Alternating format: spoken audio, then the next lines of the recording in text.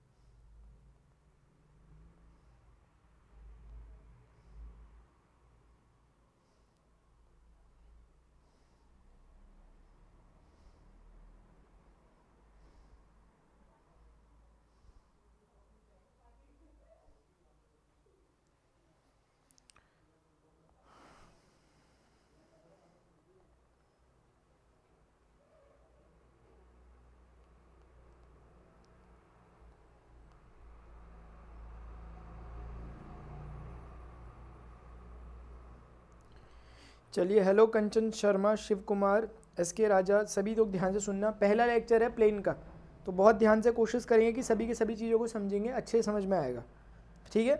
So shall we begin? Hello, ठीक है ना? अच्छे से पढ़ना, बड़ा इंटरेस्टिंग चैप्टर है प्लेन। ये अगर हम कर लेते हैं तो बहुत ही बड़ा काम हम कर लेते हैं यार, ठीक है ना?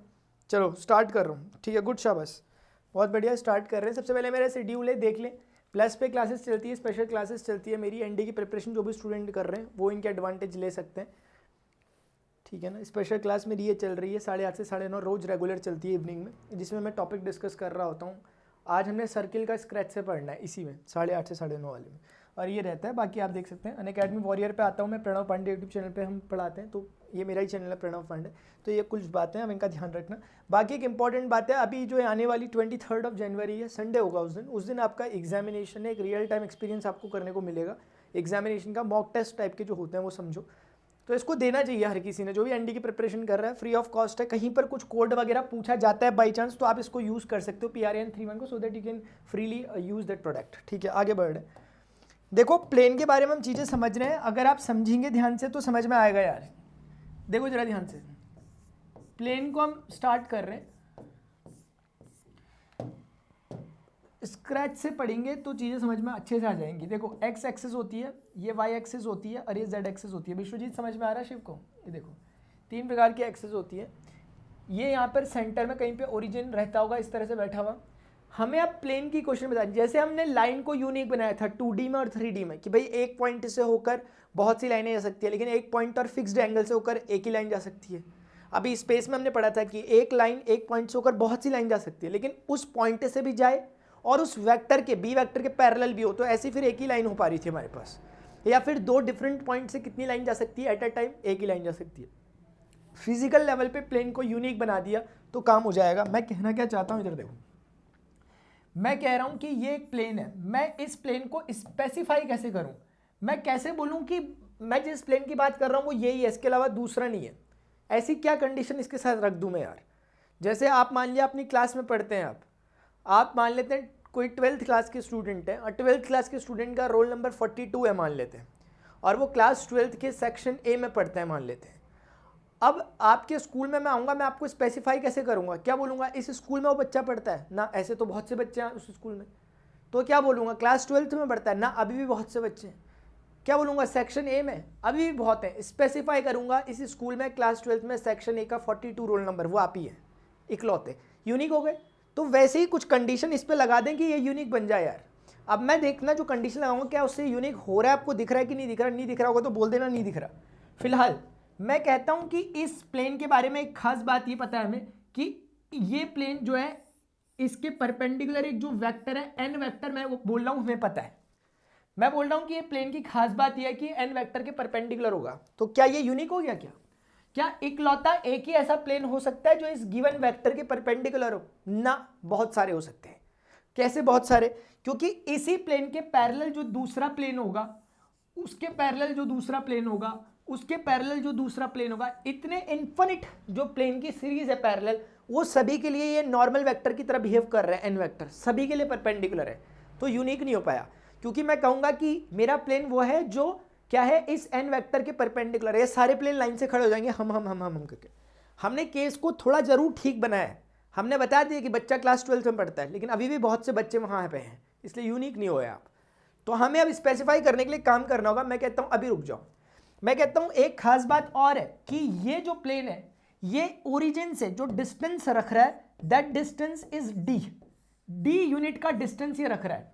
डिस्टेंस कहाँ तक का? बिल्कुल इससे जहाँ पर प्लेन को टच करेगा। और डिस्टेंस कौन सा? परपेंडिकुलर डिस्टेंस की बात कर रहे हैं, या दूसरे शब्दों में मैं कह सकता हूँ कि ये नॉर्मल वेक्टर कौन है? ये परपेंडिकुलर है प्लेन के। जैसे ये प्लेन है, ये वेक्टर है, ये बिल्कुल परपेंडिकुलर 90 डिग्री पे आ रखा है, तो ये वेक्टर जो है ये पीछे तक बिल्कुल पेनिट्रेट करके चले जाएगा, और पीछे से आ रहा है और आगे तक पता नहीं कहाँ तक चले जाएगा, जाता हुआ दिख रहा होगा ये।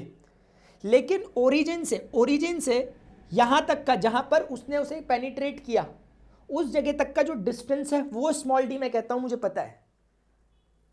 अब मुझे बताओ क्या प्लेन यूनिक हुआ? अब ये यूनिक हुआ क्योंकि स्मॉल डी पे कितने, ओरिजिन से स्मॉल डी पे कितने प्लेन रह सकते हैं? बहुत सारे। ओरिजिन है, स्मॉल डी पे ये भी एक प्लेन हो सकता है, ये भी एक प्लेन, एक पूरे सर्कल को मान लो, या फिर एक, है ना, तो बहुत से प्लेन, लेकिन उतनी ही डिस्टेंस पर भी हो और ये नॉर्मल वेक्टर भी हो, ये सिर्फ एक ही प्लेन हो सकता है। आप फील करो इस बात को, थोड़ा सा अपने आप कोशिश करो समझने की। अब ठीक है, मैं ठीक है, क्योंकि जब मैं इस दूसरे प्लेन को यहां पर बनाता हूं तो सही बात है, नॉर्मल वेक्टर इसके लिए भी नॉर्मल है, परपेंडिकुलर है, लेकिन इसके लिए वो डिस्टेंस कुछ और हो जाएगा। अब तो इतना ही डिस्टेंस भी रखना है और यही नॉर्मल वेक्टर भी होना है, तो ये मात्र एक ही प्लेन हो सकता है जो आपके सामने बना हुआ दिख रहा है आपको, ये वाला। तो प्लेन फिजिकल लेवल पे यूनिक है यार, ये सोचने वाली बात है। बस प्लेन फिजिकल लेवल पे यूनिक हो गया, बस काम हो गया अपने यार, समझ गए? ये ऐसी सिचुएशन है कि एक पेन है आपके पास, एक पेपर है, पेन से आपने पेनिट्रेट करते हुए बाहर ले जा रहे हो, तो जहाँ पर वो पेनिट्रेट वाला हिस्सा हुआ है वो हिस्सा ये है। अब मैं कुछ काम करने जा रहा हूँ, मैं कहूँगा मान लेते हैं कि इस जगह पे जहाँ पे पेनिट्रेशन हुआ इसको पॉइंट एम क्या लेते हैं, इसको ओ का पॉइंट क्या लेते हैं। मैं एक बात कहने जा रहा हूँ, मैं कह रहा हूँ कि यहाँ से लेके यहाँ तक, ये जो पॉइंट एम है जहाँ पर पेनिट्रेशन हुआ, यहाँ तक इसको मैं एक वेक्टर अज्यूम कर लेता हूँ, एक वेक्टर में इसको अज्यूम कर लेता हूँ। एम ना कह के चलो पी ही कह लेते हैं, कोई दिक्कत नहीं है, पी कह लेते हैं इस पॉइंट को। तो मैं कह रहा हूँ कि मैंने ओपी वेक्टर डिफाइन करा। ओपी वेक्टर कैसे मिलके बनता है? एक मैग्नीट्यूड से और एक इसके डायरेक्शन से। डायरेक्शन प्रोवाइड करता है कौन? Unit vector. ये बात पता है। एक बात अभी देखते हैं क्या होगा इसका। क्या मुझे पता है कि ओ से लेके पी तक का डिस्टेंस कितना है? यस, डी गिवन है क्वेश्चन में, तो कहना है इसे कि मैग्नीट्यूड तो डी है। अब रही बात इसके यूनिट वेक्टर की, क्या आप नहीं मानते यार कि जो ये एन वेक्टर है, जो इस अगर एन वेक्टर गिवन है अपने आप को, तो क्या किसी वेक्टर का यूनिट नहीं निकाल सकते आप? इस वेक्टर का यूनिट क्या ऐसा कुछ निकलेगा नहीं यहाँ पर उस कैपिटल एन का यूनिट वेक्टर? भी एग्जांपल भी दूंगा, लेकिन समझ में आ रहा होगा यार। किसी वेक्टर का यूनिट निकाल सकते हैं। मान लेते हैं उस यूनिट को मैं एन कैप कह देता हूँ, तो क्या जो उस उस नॉर्मल वेक्टर का यूनिट वेक्टर है, क्या वो इस ओपी वेक्टर का यूनिट वेक्टर नहीं है? क्या बात कर रहे हैं यार? तो लिख नहीं सकता ऐसे करके। तो आज से समझ में आ गया कि ओपी वेक्टर को मैं ये बोल सकता हूँ। फिलहाल एक बात मुझे निकालना है क्या? प्लेन की इक्वेशन। प्लेन की इक्वेशन यानी कि ये प्लेन की इक्वेशन, तो पहले एटलीस्ट एक पॉइंट है तो सपोज करो उसमें एक वेरिएबल पॉइंट, तो कहीं रास्ते में एक पॉइंट ले लेते हैं, लेट से आर पॉइंट ले लिया, ठीक है। अब इस आर पॉइंट को जब मैंने यहां से कनेक्ट किया ओरिजिन से, तो एक ओ आर वैक्टर बना। मान लेते हैं उस वेक्टर को मैं स्मॉल का आर वेक्टर कह देता हूँ। समझाने के लिए मैं लिख दूं कि ये ओ आर वैक्टर जो है वो कौन है? स्मॉल का आर वेक्टर। ओपी वेक्टर मैंने आपको समझा दिया। मुझे ये बताइए, अगर मैं पी वेक्टर से आर वेक्टर को कनेक्ट कर देता हूं, तो जो वेक्टर नया बनेगा उसका नाम क्या है? P R vector. समझते रहना, आपको क्लियरिटी आएगी। डिस्प्लेसमेंट वेक्टर कैसे निकालते हैं? फाइनल वेक्टर का position vector minus initial point का position vector. O R vector की वैल्यू आर वेक्टर है, ओपी वेक्टर की वैल्यू कितनी है? शाबाश, बहुत अच्छा। So this is what the value of P R vector. ये हो गया। Now can you observe one thing from here? P R vector कहां लाई कर रहा? मैं कहूंगा प्लेन में लाई कर रहा, बुरा तो नहीं मानोगे यार। पी पॉइंट कहां पर है? प्लेन के ऊपर है। आर पॉइंट कहां है? प्लेन के ऊपर। जैसे कागज है, कागज में आपने एक जगह डॉट बनाया अपने पेन से, दूसरी जगह भी कागज में डॉट बना दिया, दोनों डॉट्स को मिला दिया, जो लाइन बनी वो पेपर के बाहर तो नहीं आ गई कहीं? पेपर के ऊपर ही है ना। इसका मतलब ऑन दी प्लेन। तो इसका मतलब जो पी आर वैक्टर है लाइज ऑन दी प्लेन, एक बात। जबकि जो ओपी वेक्टर है this is along to the normal vector and normal vector is perpendicular to the plane, hence OP vector is also perpendicular to the plane. So how many of you are agree with me if I'm writing OP vector is perpendicular to the plane? समझ में तो नहीं आ रहा यार किसी को? देखना क्या पता आ गया। अब अगर आपको बातें पता चल चुकी है कि यार ये प्लेन में लाई कर रहा है, ये प्लेन के परपेंडिकुलर, तो that's why they both are perpendicular to each other. ये प्लेन में बैठा हुआ है, ये बोल रहा मैं प्लेन के परपेंडिकुलर हूँ यार, तो इसका मतलब ये तो नहीं हो गया कि OP vector is perpendicular to PR vector. और अगर ऐसा हो गया, क्या आप नहीं जानते कि जब भी कोई दो वेक्टर परपेंडिकुलर होते हैं तो उनका डॉट प्रोडक्ट जीरो हो जाता है? जानते नहीं होंगे ना, शाबाश। जानते हो तो वैल्यू रख दो यार, अब क्या करें फिर। ओपी वेक्टर की वैल्यू रख दो, डी एन कैप का डॉट हो रहा है R vector minus D N cap से। जिसने बिल्कुल मेरे साथ पढ़ते पढ़ते आ रहे हैं उनको तो मजा आ रहा होगा बिल्कुल ही। जो फर्स्ट टाइम आ रहे हैं हो सकता है तकलीफ हो जाए उन्हें पहली बारी में कि चल क्या रहा, लेकिन सब जानते हैं कि हमने एक एक चीज़ को डिटेल में किया हुआ है ना। चलो डॉट प्रोडक्ट कैसे करते हैं, 1 by 1। एक बार डी एन वैक्टर, तो डी कांस्टेंट है, उसका कोफिशिएंट बने डी 1 डी हो गया। अभी एन कैप जो है this will multiply with this vector and that multiplication with the dot product. D है, डी डी कितना हो गया, डी स्क्वायर। चलो डी स्क्वायर लिख दिया तो ठीक है। वैसे सब कुछ सही चल रहा है, एक बार मैं हल्का सा देख लूँ, चलो देख लेंगे बाद में जैसा भी चल रहा हो। डी और D N cap dot N cap, क्योंकि एन कैप एक वेक्टर है, एन कैप एक वेक्टर है।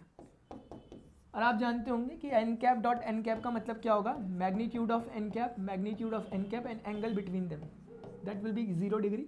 सो overall answer will be 1, cos 1 1 और बाकी यूनिट वेक्टर। सो यहाँ से D N cap dot R vector minus D square is equal to 0 आ रहा। मैं थोड़ा सा देखना चाहूँगा कि कभी ऐसा फील सा हो रहा मुझे कि यार ऐसा लग रहा है मैं पहली बार देख रहा हूँ क्या यार, मैं भी ना। चलो खैर कोई बात नहीं, डी को कॉमन ले लो, N cap dot R vector minus D is equal to 0। D cannot be equal to 0 क्योंकि परपेंडिकुलर डिस्टेंस प्लेन का कुछ ना कुछ है, हम मान के चल रहे हैं। अगर ऐसा है तो हम यहाँ पे सपोज कर लेते हैं कि D does not equal to 0। अगर डी 0 नहीं है तो इसका मतलब ये हुआ कि ये चीज़ 0 होगी, और ये चीज़ 0 होने का मतलब कैन आई से दिस। समझ में तो नहीं आ गया होगा यार। इसको जनरल वे में जो लिखा जाता है वो ऐसे लिखा जाता है, क्योंकि आप जानते हैं कम्यूटेटिव नेचर को फॉलो। किसी समझ में आया होगा बताना जरा, अभी डिस्कशन करना बाकी है, इस पर डिस्कशन बचा हुआ। लेकिन जिसको समझ में आया, जिसको जहाँ पे प्रॉब्लम है, जिस भी स्टेप में, मैं वेट करूँगा 30 सेकेंड्स का। चलिए लिखो, समझ में आया तो यस लिखो, नहीं समझ में आया तो जहाँ समझ नहीं आया मुझे रेफरेंस दो।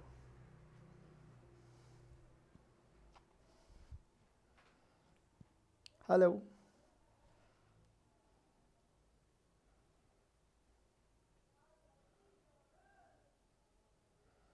गुड चेतन, शाबाश। और कोई?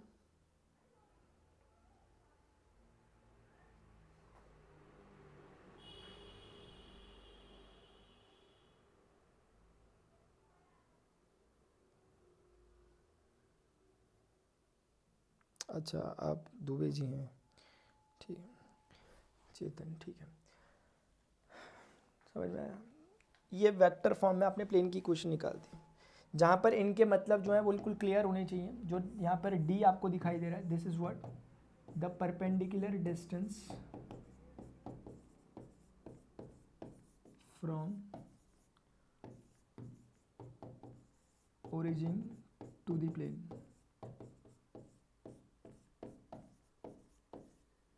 एक बात ये है, कोई बोलेगा एन कैप क्या है, this is what the unit vector of the normal vector which is perpendicular to the plane. जो गिवन होगा उसका एक ही तरीका है इसको निकालने का।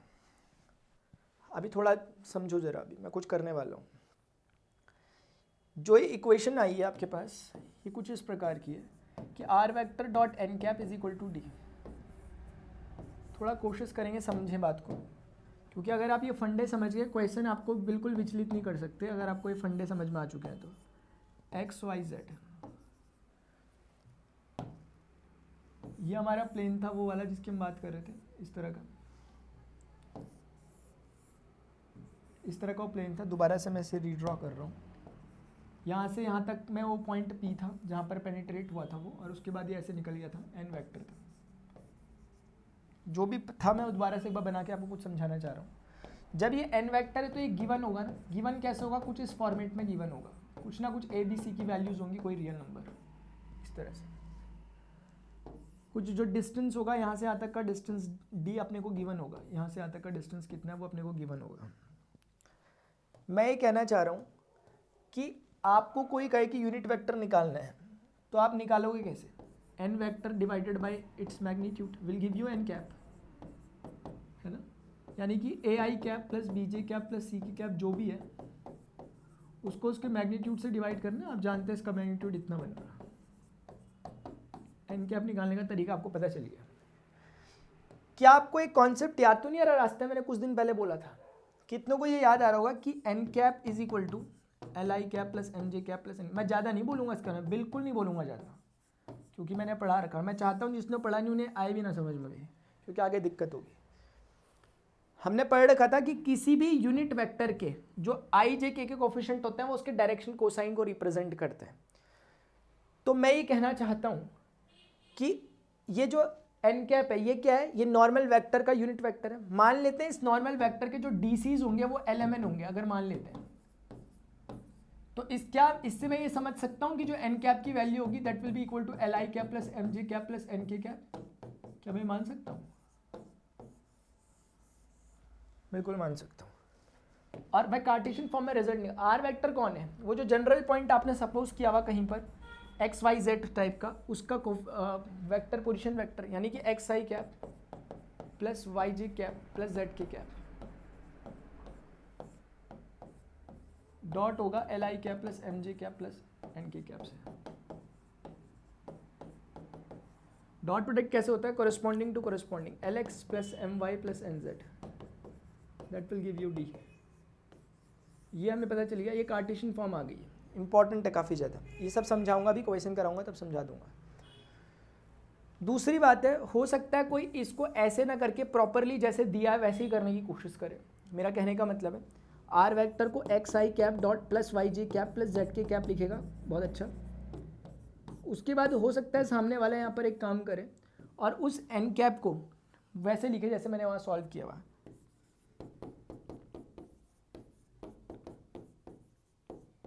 ये जो भी आया नीचे पे, this whole thing will make it what is a kind of a constant number ना। के बोल लेता हूँ, थोड़ी देर को नाराज कुन तो नहीं हो जाओगे। ये पूरी चीज़ कुछ ना कुछ है ना, जस्ट अ नंबर ओनली, के मान लिया थोड़ी देर के लिए, और यहाँ पे स्मॉल का डी था। Now after doing dot product, X A के साथ जाएगा, वाई बी के साथ जाएगा, सी जेड के साथ जाएगा, और एक के डी के साथ भाग जाएगा। के कांस्टेंट है, डी भी एक तरह का कांस्टेंट है, दोनों मिला के नया प्रकार का कांस्टेंट बना देंगे। ये प्लेन की इक्वेशन हो गई दूसरे तरीके से, ये प्लेन की इक्वेशन है। अब इसमें थोड़ा समझ लेना कि बात क्या है, तब मैं क्वेश्चन के थ्रू इस पूरी बात को आपको समझा दूंगा। इसका मीनिंग क्या है, यहाँ पर जो ये प्लेन की इक्वेशन आई है, हमेशा प्लेन की इक्वेशन को आपने होती है, लेकिन ये मोर स्पेसिफिक केस है, हमेशा ऐसी नहीं मिलती, लेकिन हमेशा ऐसी जरूर मिलेगी। ये जैसे कि कोई आपसे बोले कि प्लेन की इक्वेशन देख के आप बोलना A X plus B Y plus C Z is equal to D के फॉर्मेट की जो होती है वो प्लेन की इक्वेशन होती है।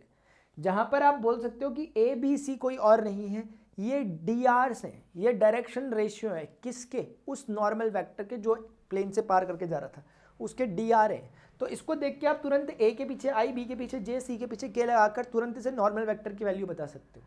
ये डी का कोई सेंस नहीं है, ये जस्ट अ कांस्टेंट ओनली है। जो सबसे खतरनाक सेंसिबल इक्वेशन है वो ये वाली है, क्योंकि इसमें आपको एलिमेंट डीसीज मिल जाते हैं और सामने परपेंडिकुलर डिस्टेंस मिल जाता है, लेकिन इसे अंडरस्टैंड करना बड़ा मुश्किल हो जाता है कभी कभी, क्योंकि होगा क्या, ये भी कुछ ना कुछ फॉर्मेशन एक ही तरह का है, लेकिन कुछ एक समझने वाली बात है जो मैं आपको बताता हूँ। समझोगे तो बता देंगे यार, समझोगे तो बता देंगे, बता दें, ठीक है। ये प्लेन की इक्वेशन है। एक क्वेश्चन के थ्रू मैं आपको समझाने की कोशिश करता हूँ मैं कहना क्या चाह रहा हूँ। इधर देखो, किसी ने कहा 2x plus 3y plus 4z is equal to मान लेते हैं 5y। क्या ये प्लेन की क्वेश्चन? बिल्कुल ये प्लेन की क्वेश्चन है। Why it is so? Because it is of the form ax plus by plus cz is equal to d, so that's why it is the form of plane.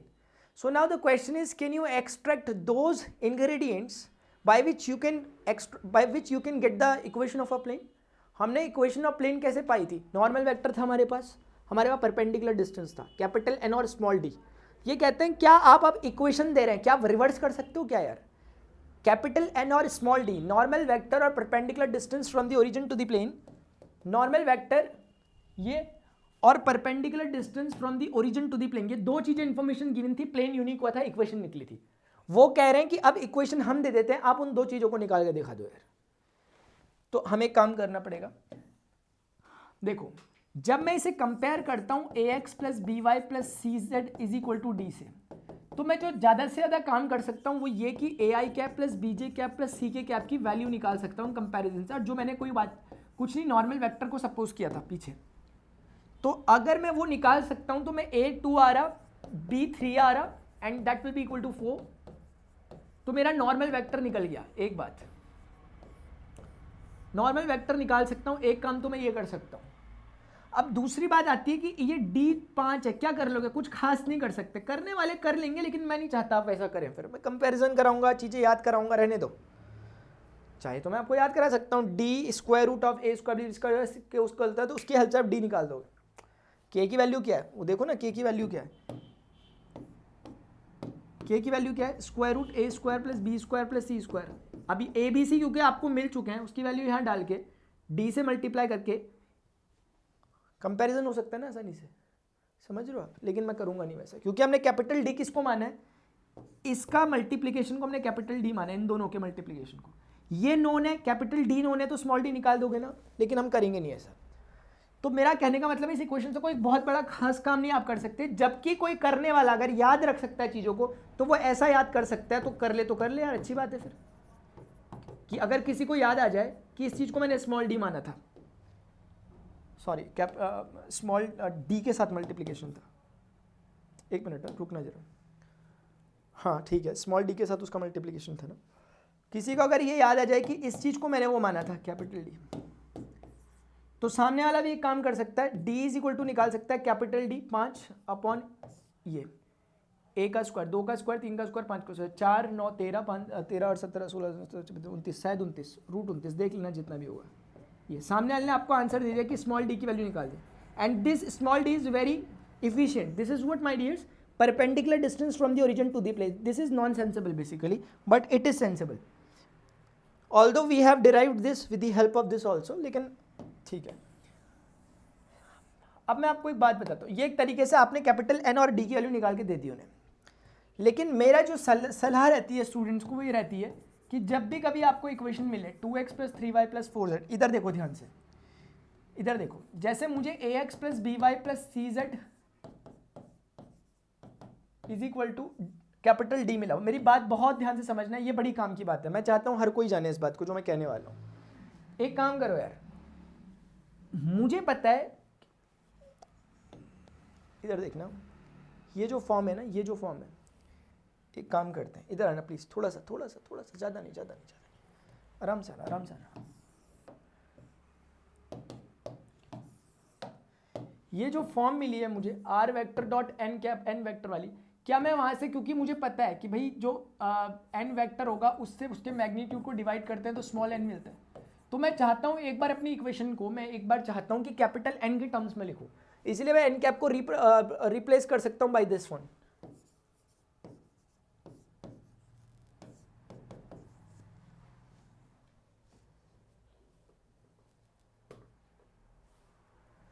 क्या मैं अब ऐसा बोल सकता हूँ कि R vector dot N vector आपस में मल्टीप्लाई हो गए, ये एन क्या जस्ट अ नंबर, तो क्या मैं यहाँ से कह सकता हूँ कि इस चीज़ को मैंने कुछ सपोज कर लिया, डी एन को मैंने कुछ एक कैपिटल डी सपोज कर लिया, ये तो वेक्टर फॉर्म में मैंने अगर कैपिटल एन की टर्म्स में आंसर देना चाहता हूँ तो ये कर सकता हूँ। पूरी क्लियरिटी रही, क्योंकि जब मैं इसमें एन वेक्टर की value A I cap plus B J cap plus C K cap और यहाँ X I cap plus Y J cap plus C K cap डालूंगा तो मेरे पास जो आंसर आएगा वो यही होगा। कंफ्यूजन नहीं होना चाहिए, क्लियरिटी होनी चाहिए, कहीं से भी देखो, बस कहने का मतलब ये है, ठीक है ना, घुमा फिरा के कहीं से भी चारों तरफ से देख सकते हैं। अभी इधर रुक जाओ, जैसे हम यहाँ पर थे, अब मेरे मन में ये आएगा, क्योंकि ना इसको करने का, उस फॉर्म को लाने का जो स्पेसिफिक मोड है वो ये है। यहाँ से हमने क्या किया होगा कि हमने X I cap plus Y J cap plus Z की कैप रखा होगा, यहाँ पे मैंने A I cap plus B J cap plus C K cap रखा होगा, सॉल्व किया होगा तो ये आंसर आया होगा। मैं यहाँ से रिवर्स जाना चाहता हूँ, तो क्या मेरे दिमाग में आ सकता है कि यार ये जरूर ऐसा रहा होगा, इससे एक पहले की लाइन ऐसी रही होगी,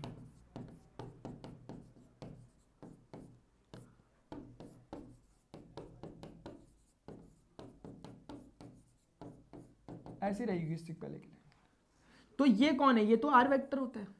तो ये कौन है? ये कोई, अब देखो इसका डिसीजन कैसे होता है, जब तक सामने स्मॉल डी अगर होगा तो वो स्मॉल एन कैप होगा। मैं कहना ये चाहता हूं कि फिलहाल के लिए मैं इसे कंपेयर कर सकता हूं इस चीज से।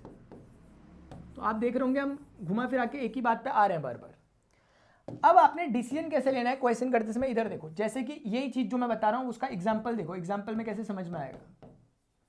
मान लिया आपको किसी ने दिया है, आप क्या समझे? आप समझे कि ये कैसे बना होगा, आप इसके थोड़े से पास्ट में गए, आपने बोला है बना कैसे होगा, आपको पता चला ये ऐसे बना होगा जैसे मैं बना रहा हूँ, डॉट कर 2i cap plus 3j cap plus 4k cap is equal to 5। यहीं पे कैच है, बस लास्ट स्टेप है, लास्ट बात बोल रहा हूँ, अब नहीं बोलूँगा इसके बाद, ये लास्ट स्टेप है। आपको क्या समझ में आया? 100% ये आर वेक्टर है। अब क्वेश्चन ये है कि ये कौन है, आइदर एन कैप और कैपिटल एन कैप, ये क्वेश्चन खड़ा होना चाहिए। क्योंकि अगर ये स्मॉल एन होगा तो सामने वाला परपेंडिकुलर डिस्टेंस होगा स्मॉल, और अगर ये कैपिटल एन होगा तो फिर ये वही नॉन सेंसिबल सी चीज कोई कैपिटल डी होगा। तो ये अगर आपको पता लग जाए कि यूनिट वेक्टर है, यूनिट वेक्टर पता करना कोई बहुत बड़ी बात है क्या यार? ये यूनिट वेक्टर है कि नहीं है पता कैसे चलेगा? इसका मैग्नीट्यूड निकाल दो, 2 का स्क्वायर 4, 3 का स्क्वायर 9, 9 4 13, 13 और 16 26 29, रूट 29 आ रहा है। ये यूनिट वेक्टर नहीं है। और अगर ये यूनिट वेक्टर नहीं है, इसका मतलब क्या हुआ कि ये फिलहाल ये वाला केस है, और ये वाला केस है तो फिर सामने कैपिटल डी है वो।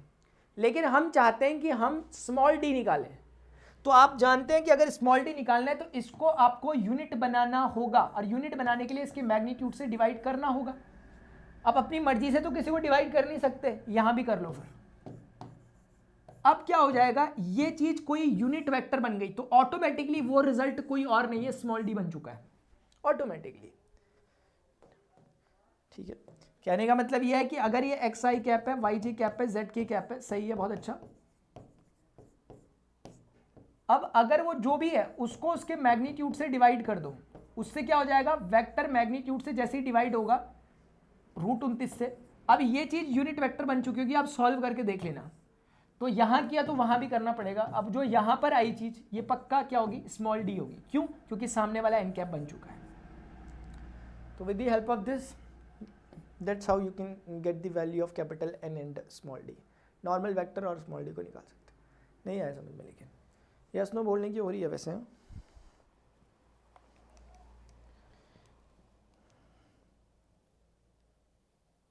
Sir please change background. Background में ऐसी क्या दिक्कत हो गई भाई? क्या हो रहा है बैकग्राउंड में? Can you please give me some reason? इतना सुंदर तो बैकग्राउंड है यार।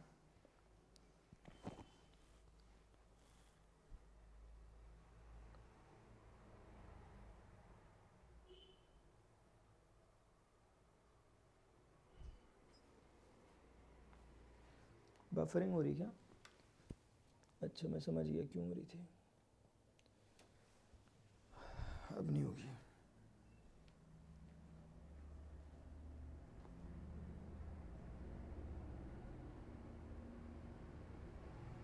वीडियो लाइक कर सकते हैं वैसे,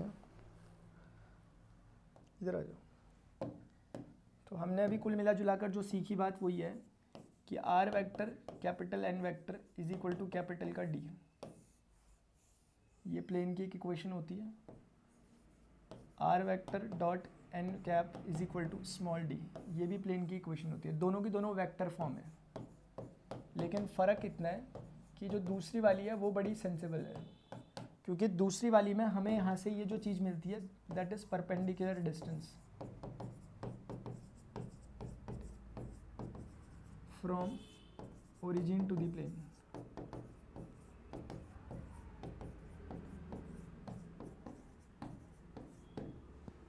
और जो ये है यूनिट वेक्टर, यहाँ पे कोई ऐसा खास नहीं है। इसकी हेल्प से जब आप इस पे वैल्यू प्लेस करते हो कार्टेशियन फॉर्म ये मिलती है,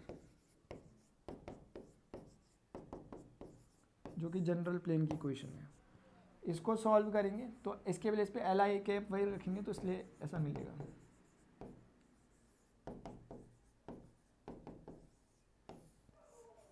एलिमेंट डायरेक्शन कोसाइन है, ठीक है। तो ऐसा होता है। एक छोटी सी दूसरी बात कह लेता हूँ, प्लेन की इक्वेशन को निकालने का एक सेकंड वे भी है। इससे पहले वाला केस था when we have a perpendicular distance from the origin to the plane and a normal vector. Now we have a point and the normal vector.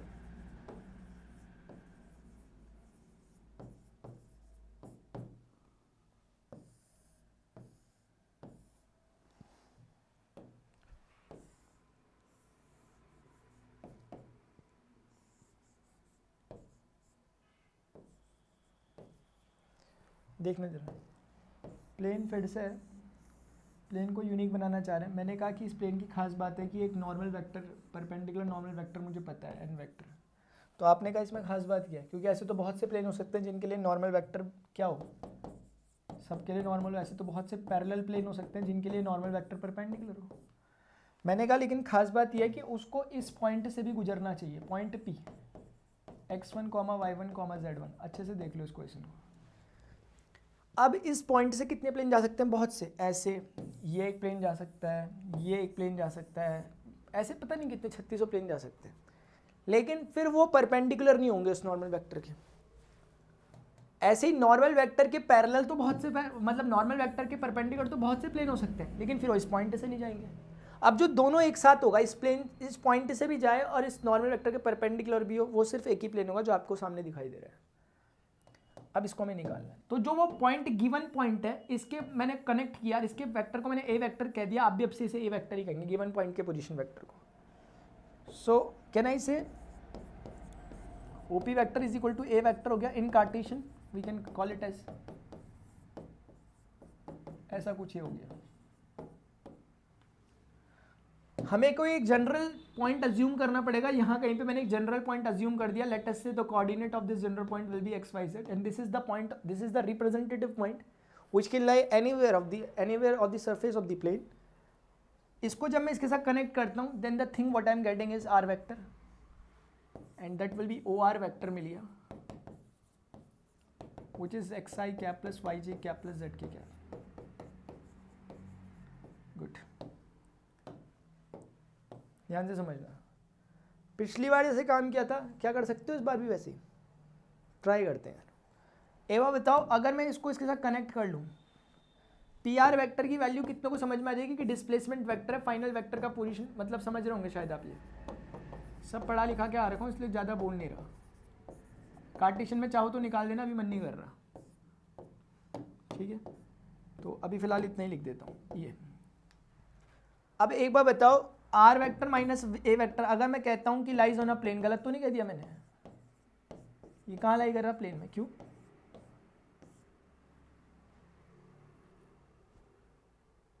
इससे पहले क्या, कौन से क्वेश्चन किया था मैंने? एक मिनट, नहीं सही किया था ना,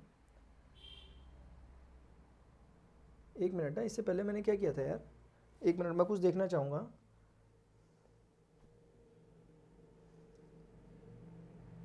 ओहो, एक मिनट मैं कुछ देखना चाहता हूँ जरा।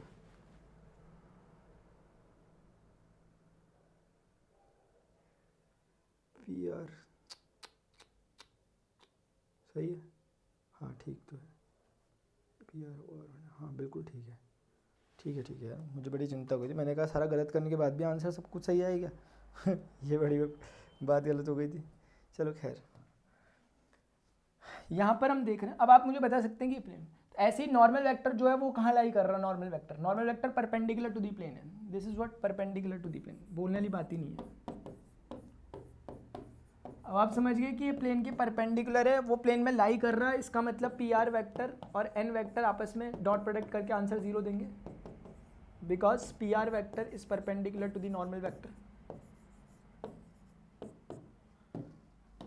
सो from here I am just placing the values,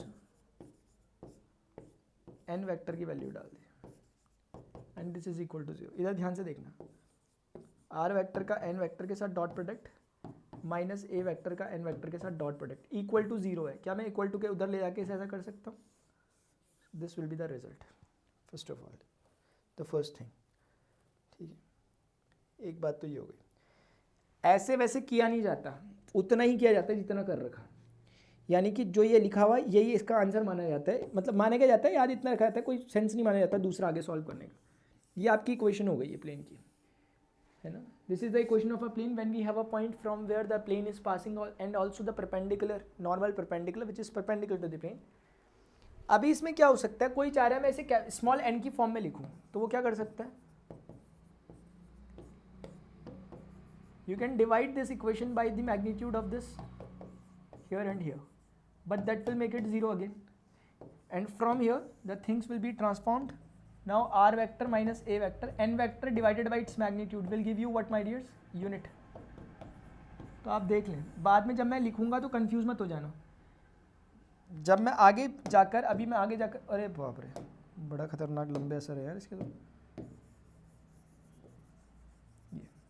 अब जब मैं आगे करा रहा हूँ आपको, एक मिनट थोड़ा सा, तो आप देख सकते हो कि इसका, मैं कहना चाहता हूं कि R vector minus A vector dot N cap is equal to 0 और कैपिटल एन दोनों के लिए वो वैलिड है। आप समझ रहे हो कि कैसे क्या क्या है, आप देख लो। तो आज से जब भी मैं कहूँगा इक्वेशन में ही लिखूंगा तो घबराना नहीं है बिल्कुल भी।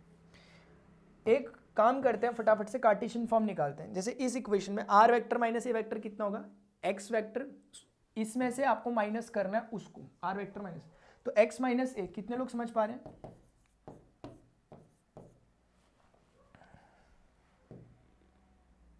Plus Y minus B plus Z minus C के क्या, ये R vector minus A vector हुआ dot N vector, N vector की वैल्यू ली। अरे यार मैं सॉरी, मैंने गलत किया, ए वेक्टर की वैल्यू मैं गलत लिख रहा हूँ ना। देखो इधर हमें R vector minus A vector करना है और ए वेक्टर ये है ऊपर, इसके ऊपर, सॉरी मैं ऊपर चले गया, ये और ये होना चाहिए था। और डॉट में कौन है यहाँ पर, देखो कैपिटल एन वेक्टर, और कैपिटल एन वेक्टर ये है। और डॉट प्रोडक्ट करना आप सभी लोग जानते हैं, आपको बताने की कोई खास जरूरत मुझे लगती नहीं है। डॉट प्रोडक्ट क्या होगा, आई वाले कोएफिशिएंट्स, यानी कि a मल्टीप्लाई होगा x माइनस x1 के साथ, b मल्टीप्लाई होगा y माइनस y1 के साथ, एंड c मल्टीप्लाई होगा z माइनस z1 के साथ। ठीक है, बस that is giving you 0 result.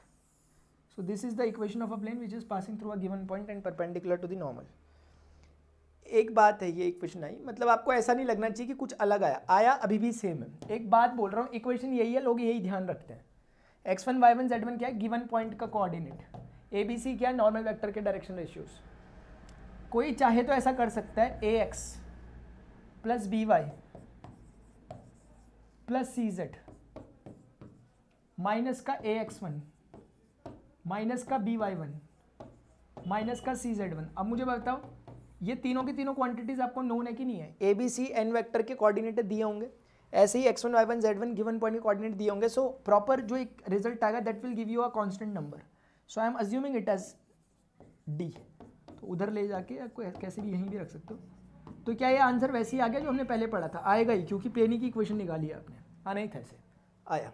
ठीक है, तो होपफुली सभी को ये बात समझ में आ चुकी होगी। जिसको ये बात समझ में नहीं आई वो मुझे बता सकते हैं, मैं वेट कर रहा हूँ। ठीक है, इतनी बात जिसको समझ में नहीं आएंगी वो मुझे बताएंगे, मैं वेट कर रहा हूँ।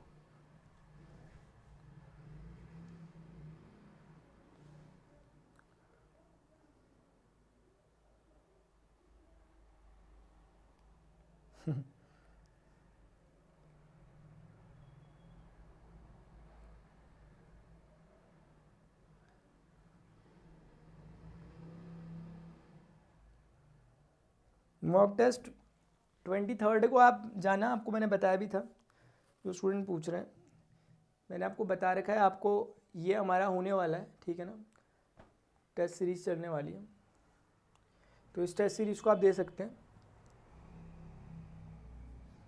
ठीक है, मतलब इसमें रिवार्ड्स भी रखे गए हैं आप लोगों के लिए, वो एक अपने आप में बड़ी बात है कि मतलब रिवार्ड्स भी दिए गए हैं। अदरवाइज़ आपके लिए अच्छी बात है कि यार अपने आप को एनालाइज करने का मौका मिलेगा। सभी को आ चुका है। चलिए ठीक है स्टूडेंट्स, तो अभी सभी को आ चुका है, तो अभी के लिए मुझे इतना ही करना चाहिए, बाकी चीज़ हम कल करेंगे। अभी हमने 2 चीज़ें कर ली। अगर आप चाहो तो क्वेश्चन एक्सरसाइज 11.3 करना चाहो तो हो जाएंगे काफ़ी स्टार्टिंग के, थोड़े 2-4 चीज़ें बची हुई हैं, वो मैं कॉन्सेप्ट डिस्कस करूँगा, ठीक है। ये बीच बीच में कुछ हो रहा है ना। चलो अभी के लिए स्टूडेंट्स इतना ही, मिलते हैं अपने नेक्स्ट सेशन में। Till then good bye, see you, take care, जय हिंद।